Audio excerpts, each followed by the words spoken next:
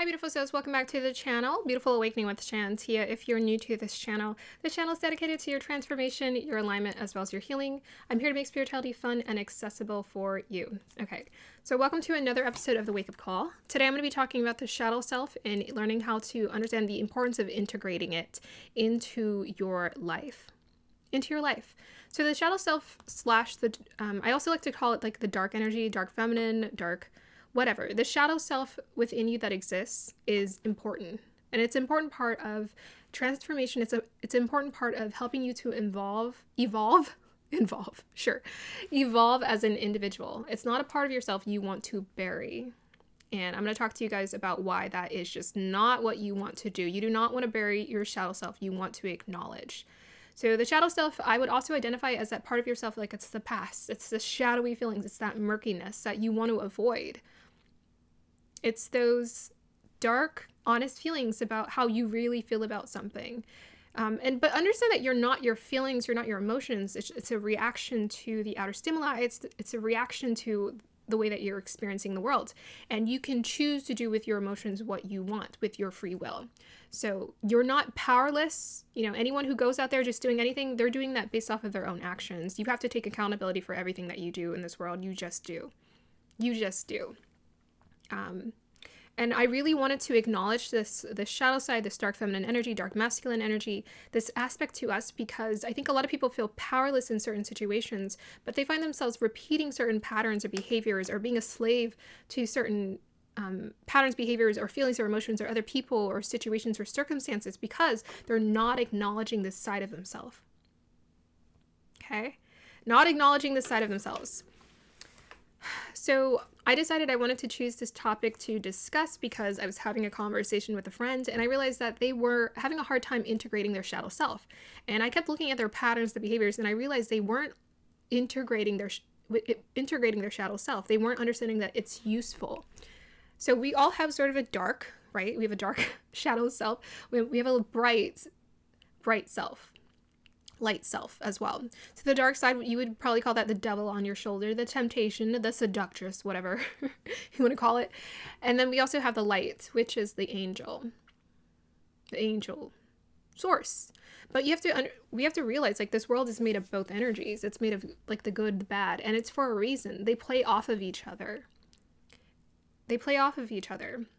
If you ever look at villains in movies, they're typically the ones who have the hardest time processing their emotions. Have you guys noticed that? They're typically the ones who have the hardest time processing their emotions. They're typically the ones who felt so unjustified by this world. And we have a version of that within us, a little bit of a villain within us. And it acts out unconsciously. So villains, the difference between a villain and a hero, I guess you would, in Marvel sense, is that villains are very unconscious. They just act out.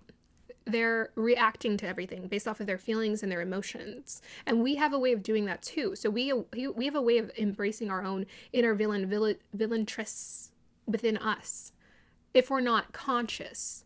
So there you go. There's a key secret right there. If you want to take care of, put out, or I wouldn't even say you're not trying to defeat, you're not trying to fight it, but you're trying to be aware of it. If you want to not let the shadow self take over and you don't want to act out on unconscious behaviors, you need to acknowledge that it exists.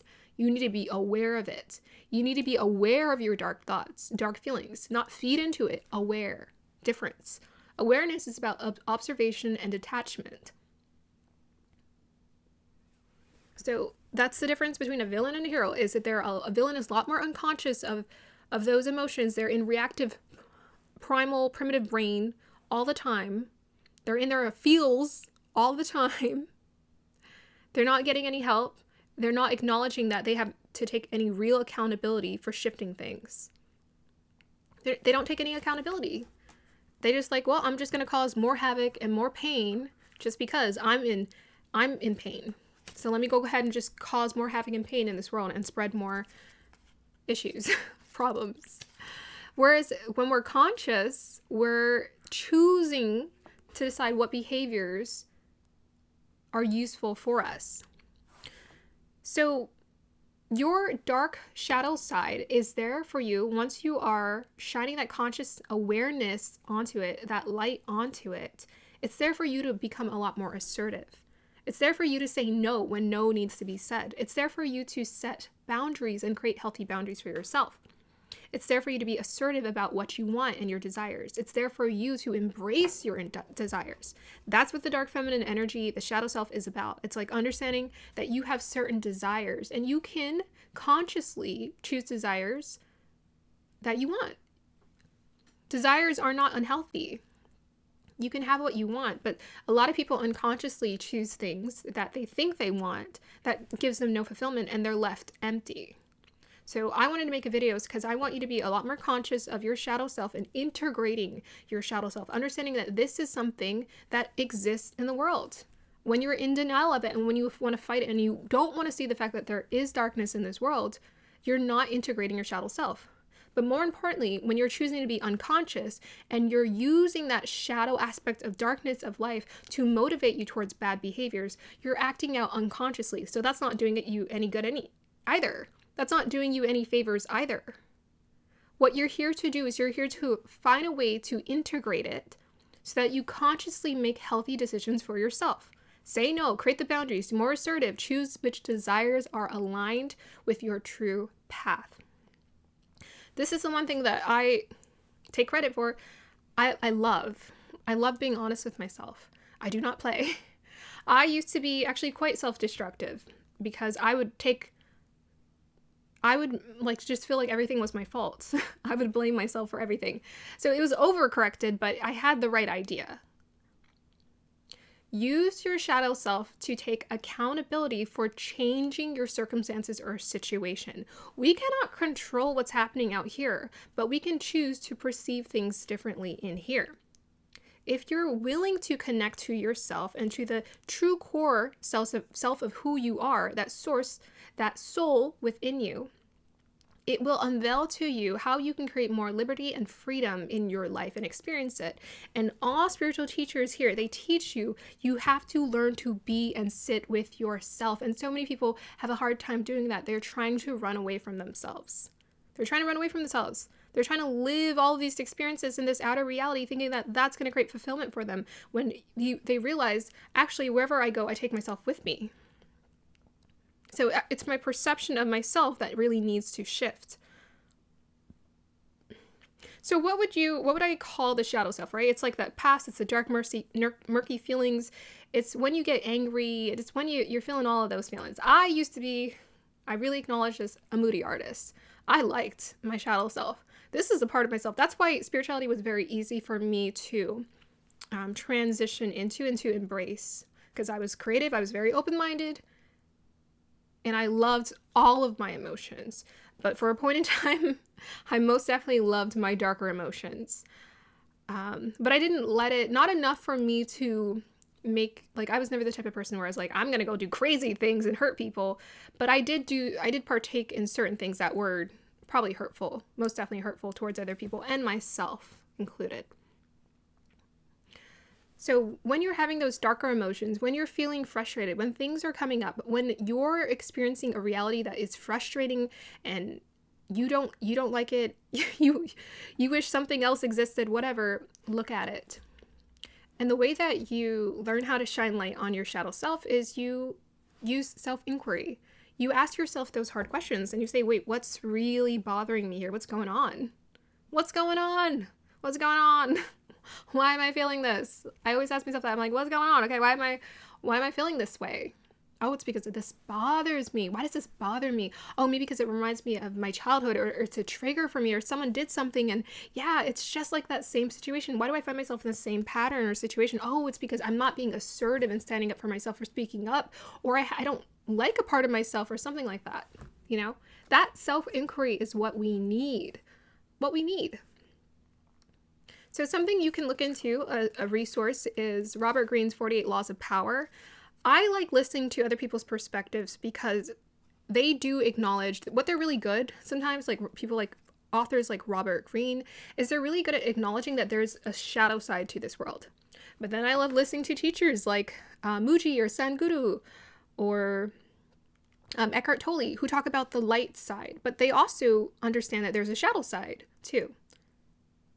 spiritual teachers. But I love listening to those other people who talk about the shadow that exists in this world. Oh, people are manipulative. Oh, that's so dark. People are manipulative. They're trying to control. Oh, they want power. But then I know in my heart, because I've delved into these questions, well, people want power because they feel powerless. And they're going to keep wanting power or trying to establish power, because there is no such thing as external power. That's why you're left feeling very dissatisfied. Truly, we all want authentic power. And that has everything to do with knowing who you are and yourself.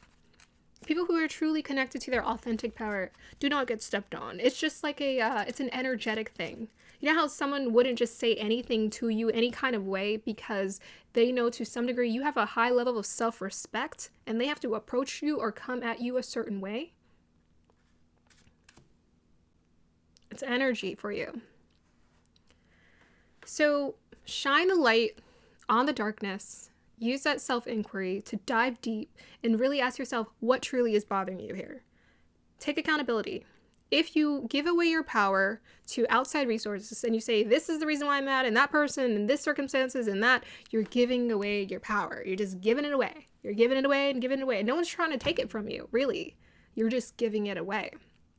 People who try to take power, I've talked about this before, the dynamic of power. You can't take power.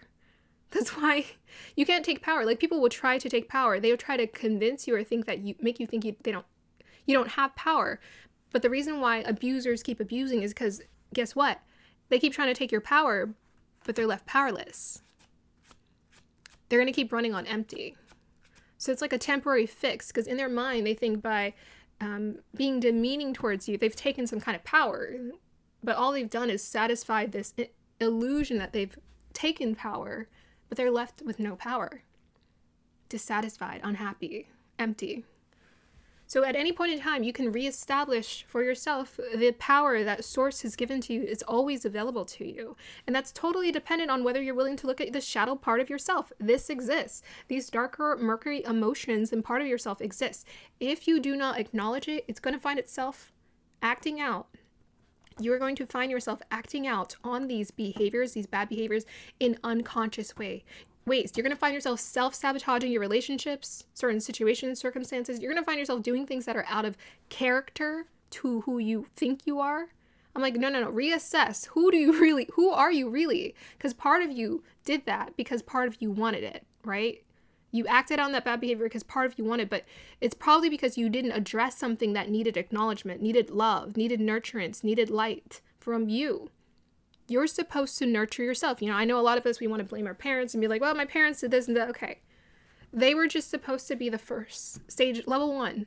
There's like 50 other levels we're supposed to access. And we do that all through our own endeavors and our will. It's through us figuring out our own life. Once we can get past that situation of saying that this is the reason that passed, now we can start really looking at our life and taking control over how we choose to act. Taking control over our own behaviors.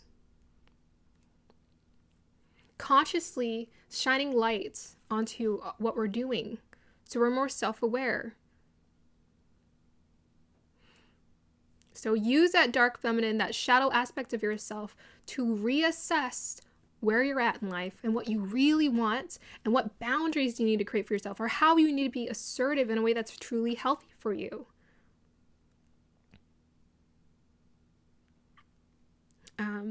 Often I find that people who are the most, do you know how people say, oh, this person was so nice, and then they did this thing and it shocked me? Oh, this person was so nice, so sweet. I've noticed that people who tend to be the most, like, they're very sweet or whatever, they have that sweetness to them, but they're so unaware of their shadow self or so in denial of it that they're the ones who find themselves doing the most unconscious things.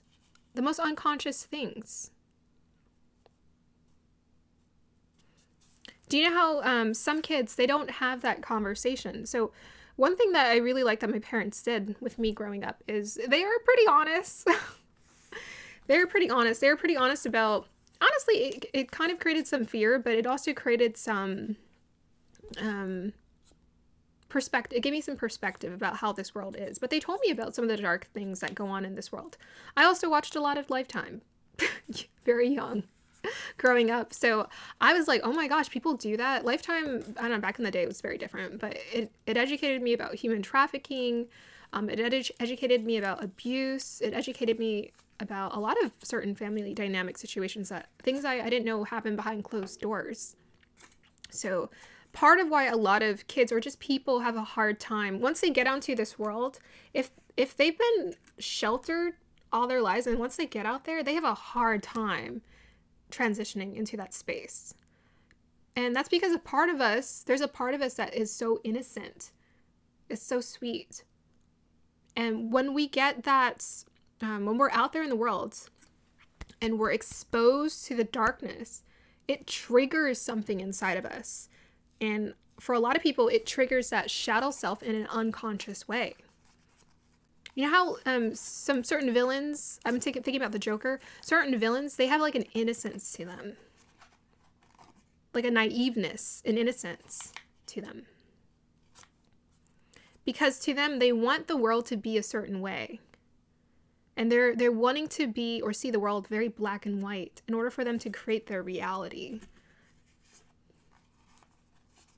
People who have the hardest time with understanding the darkness that exists in this world, and understanding it's just a way of life, and understanding that it's there to show you, just for you to shine conscious awareness on it, for you to understand how to not let it control you, but instead for you to use it to motivate you to be more compassionate and loving towards yourself and other people, and understanding of other people's situation, and be assertive in ways that are healthy for you.